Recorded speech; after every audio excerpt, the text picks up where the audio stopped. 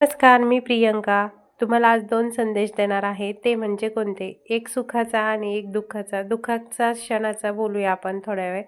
तर दुःखाचा क्षण म्हणजे कोणता? तर मी आता सध्या पहा चुलीवर भाकरी करीत आहे.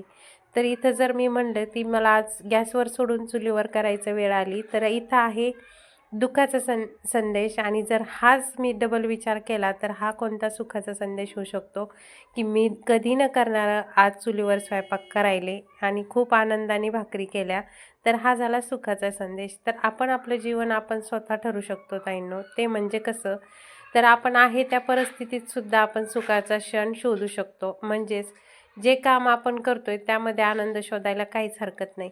तर इथं पहा कधी न येणारे मी आज चिखलात आलेले आहे आणि ह्या चिखलामध्ये जे काही काम करते तिथं पहा माझा चेहरा किती आनंदात आहे. आणि इथं सुद्धा पहा आज जी काही शेतामध्ये मी थोडंफार ऊस वगैरे वाहत आहे, तिथं सुद्धा मी सुखाचा संदेश शोधला. म्हणजे कसं मनाने ठरवलं मी, की चला इथं सुद्धा आपण आनंद घेऊ शकतो. तर ताईंनो हो, आपण आहे त्या परिस्थितीत, आहे त्या ठिकाणी सुद्धा आनंद घेऊ शकतो.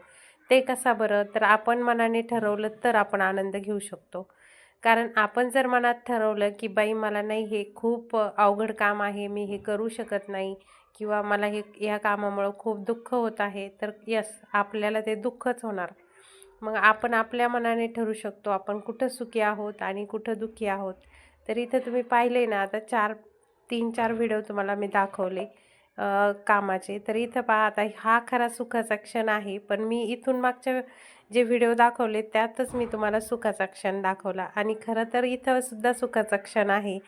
आणि दुःखाचं सुखाचं काहीच नाही ताईंनो. आपण मनाने ठरवलं तरच आपण आपलं जीवन सुखाने जगू शकतो.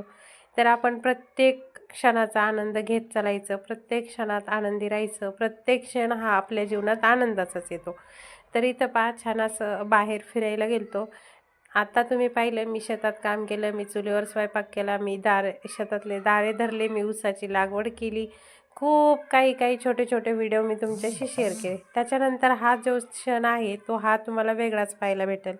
म्हणजे प्रत्येक क्षणामध्ये मी आनंद शोधला आणि शेवट काय झालं पहा, तर शेवटच्या क्षणाला सुद्धा खूप आनंद आणि खूप उत्साह व माझा चेहरासुद्धा तुम्हाला चेंज दिसला असेल. असंच आपल्या जीवनात आहे थोडे-थोडे क्षण आणि थोडे-थोडे कष्ट करा. नक्की जीवनामध्ये सुखाचे क्षण येतात.